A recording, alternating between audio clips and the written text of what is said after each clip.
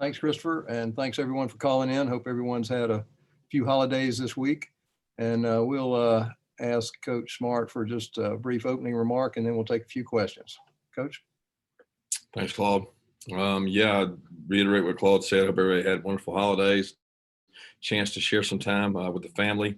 Obviously, during the pandemic, it's been tough, and it's great to get some quality time. And I know our players have enjoyed getting to be around their families, the guys that were able to, and getting a little bit of break from football, at least for 2 to 3 days. And we're back getting cranked up today, this afternoon, and getting guys COVID tested so we can start back. And that's what we're excited about, moving on to Cincinnati. And we got to work a couple days last week, just really on fundamentals, tried to introduce some things on Cincinnati, but we've got basically a game week left to prepare for these guys, in which we'll start tomorrow and do pretty much a Monday, Tuesday, Wednesday, Thursday, Friday. It'll all fall on Sunday to Thursday and then play the game on Friday. So I know our guys are fired up, and our coach is excited to get back and get the guys back in here for, chance to play right there in the Peach Bowl, Chick-fil-A Peach Bowl. And Gary Stoken and his staff do such a great job. And the more I've looked at Cincinnati, got a tremendous amount of respect for Luke Fickell and the team they've got. He's done a tremendous job there, and they're probably the most balanced in terms of being really good offensively, top 20, really good defensively, top 20, and then special teams the same way. They're very, very good across the board. All right, let's go to some questions. Let's start with Mike Griffith and then Charles Odom. Kirby, do you have any idea yet on the guys? I mean, I know we're starting this early, but do we know who some of the guys are that are going to play and not play? Is that list available yet? For the most part, yeah, I'm focused on the guys that will play. I don't know. Apparently, there's a lot of bad information out there. You in particular seem to be dead set on writing things that aren't true for whatever reason, but I don't really know where some of you guys get your information, but it's not always accurate. So the biggest thing to know is we're worried about the guys that are going to play, and we're focused on the ones that are. Aziz is going to play. There's a lot of misinformation out there, and I don't really know where you get it from, but I'm focused on the guys that are going to play, and we got a lot of them that are. And the guys that aren't, they have a particular reason, and I think I'll leave that up to those guys because some of them have been injured and played throughout the year. And like I said, I'm focused on Cincinnati, and COVID, because those are the opponents we're dealing with right now, and that's what we're really focused on. The guys that are here are going to try to play in the game, and I'm excited to see a lot of those guys y'all keep listing. Mark Webb's going to play. I don't know why people keep listing his name. Richard LeCount's trying to do everything he can to play in the game, and he's been battling to come back. He's been at every practice. He's been at every rehab session. So for whatever reason, there's a lot of bad information out there.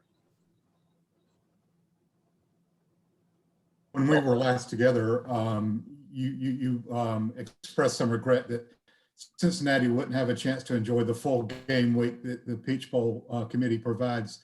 What can you do just for your guys to try to accentuate the bowl experience for them and for your team?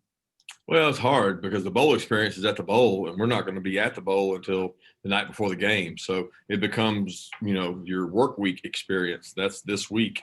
And like I said, the third opponent we're playing is COVID. So we're trying to avoid doing a lot publicly, and we're trying to avoid any positive tests that might knock somebody out for this game with the numbers spiking all across the country. But really right here in Georgia, with things going up, our concern is with our players that have gone home and come back, and also our guys being around each other. So there's not a lot you can do to enjoy the bowl. You got to be able to enjoy the fellowship of your teammates and staying safe so that we're able to finish off this season.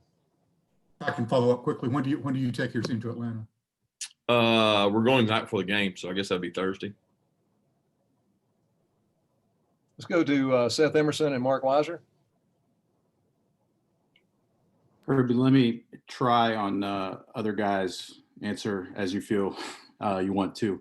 Monty Rice, Eric Stokes, Ben Cleveland, Trey McKitty. Can you confirm whether any of the four that right now I don't think are going to play? Trey obviously has a Senior Bowl, and Trey was dealing with a knee all year. He had a knee injury right before the season that slowed him down. And Ben has been dealing with a shoulder, and Ben's played a lot of football, with us. And then, Monty has had a foot injury that he pushed through ever since Alabama, and he's been trying to prepare, get ready for the Senior Bowl. Got a bright future ahead of him, but he hasn't been able to practice. So it's really kind of unfair for Monty because he hasn't. I mean, he literally can't practice, and he goes out and tries to play in the games, which is tough on him. So he's trying to get well and recover. And then Stokes has chosen to declare for the NFL. So with Stokes' situation, those four guys probably won't be able to play. But like I've said, I'm super proud of the guys that are and that want to finish it off and that are committed to Georgia and finishing it off the right way. And hey, look, at the end of the day, I'm worried about the ones that are here. And I think it says a tremendous amount about the guys that are. I'm not focused on the guys that aren't because that's an individual decision for each one. Kirby, some of those guys you mentioned, or I guess that you just confirmed in terms of Monty and Eric are very impactful in terms of playmakers on defense. Aziz, if he's playing like you say, is another guy that is. But in terms of plugging in guys at those positions, how do you get that type of production? Well, I mean, they got scholarships, right? Like Monty has not been in every play of the year. I mean, he's had to rotate quite a bit this year. I don't know if you noticed, but Quay and N'Kobe have played a large amount. I mean, probably there's 2 or 3 games that Monty just went in to spell them because he was doing all he could to help the team and wasn't able to go full speed. So Channing's played more. N'Kobe, Quay, Ryan Davis, Nate McBride, all those guys have gotten more opportunities and they'll continue to. Same goes out at DB. We've had other guys have to go in and play corner. Amir Speeds played some corner. Jalen Kimber, Durant Branch has grown up and started to play more. So those guys have got to step up and be able to play in Stokes' shoes. Okay, let's go to Anthony Dasher and Chip Towers. Hey, Coach, an injury question for you. Trey Hill, how's he doing from his knee surgery? Does he have a chance to play in the bowl? No, not likely to play in the bowl. He's doing really well. He's moving around on his own. He's comfortable walking around. He had both those knees scoped, and he's rehabbing with Ron. He's doing weight bearing exercises now, but he's not going to be cleared for the game. Yeah, Kirby, last thing from me on these players and everything. I'm just wondering kind of more big picture. Obviously, this is something that we're dealing with now in modern football that you didn't used to deal with. There used to be not any question about it. I appreciate you doing this tonight. Is where maybe we knock it out. We're not asking you about it anymore. Are there any other guys that we don't know about it that you haven't been asked about that aren't going to play in the game for whatever reason? And I wanted to talk about Cincinnati tonight. Like there's nobody, like I said, I'm really worried about the guys that are here, not the ones that aren't. And that's my focus. For whatever reason, everybody wants to write the story about the ones that aren't, but really the focus and attention should be on the ones that are, in my opinion. So that's where my focus is. I don't know if you guys know, you could probably look down the list and see, but of the first 64 players picked last year in the NFL draft, there were only 6 that didn't play in their bowl game, if they had a bowl game. But there was only 6 that didn't. So it's not necessarily the modern thing or the trend to do that. I think people make it out to be that way, but that's not actually true. A lot more played than didn't play, and it'll be the same way this year. Okay, let's go to Dean Legge and Jake Rowe.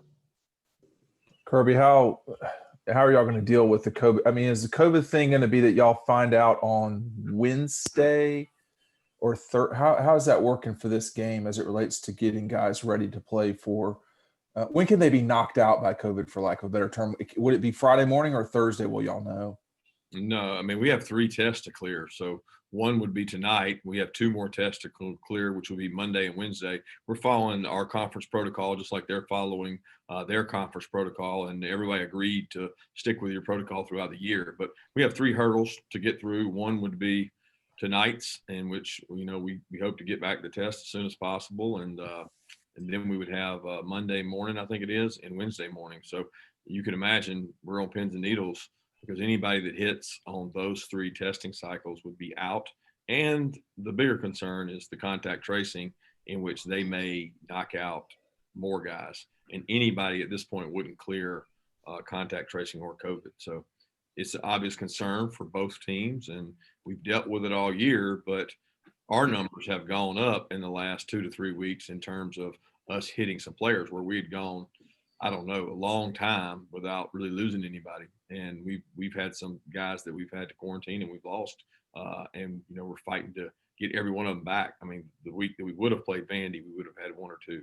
The next week we would have had one or two, and we've been able to get those guys back. But we know at this point forward, there's no getting anybody back. So if it's the wrong position, from a depth standpoint, it could really attack your team.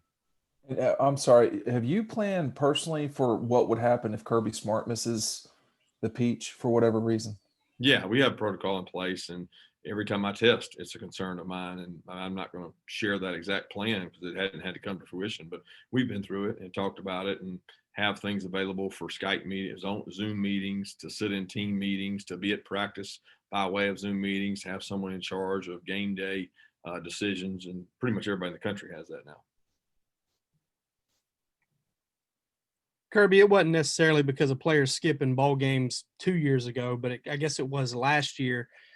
The opportunity those guys have to grow up, how big is it? Almost like it's getting to a point where, for some select guys that bowl games are the new spring game for some of these guys, they're actually getting a chance to play and getting that experience, maybe even on a bigger stage.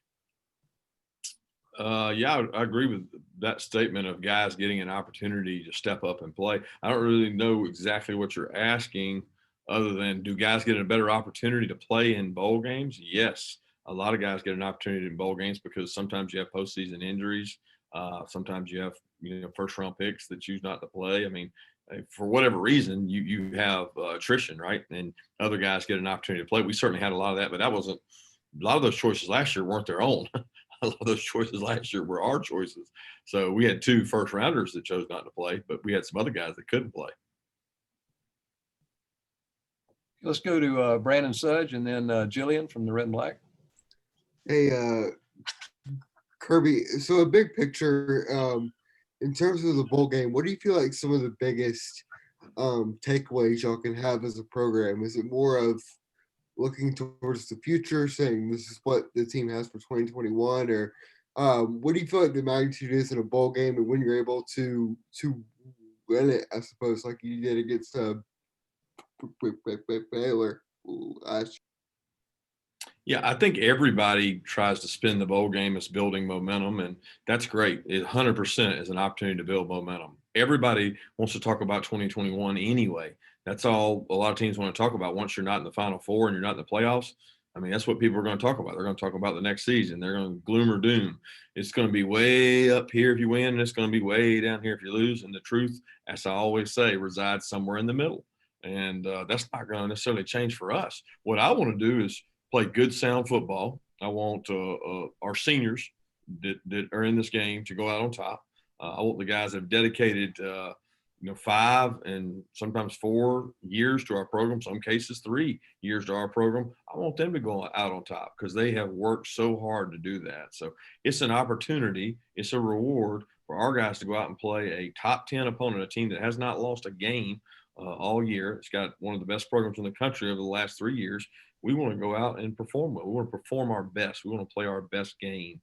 So I'm not like auditioning for next year, although some players will get their first significant playing time. But it's really about these seniors and the guys on the team that have given so much and finishing things off the right way. At the end of the day, it's how do you finish things off with something you started.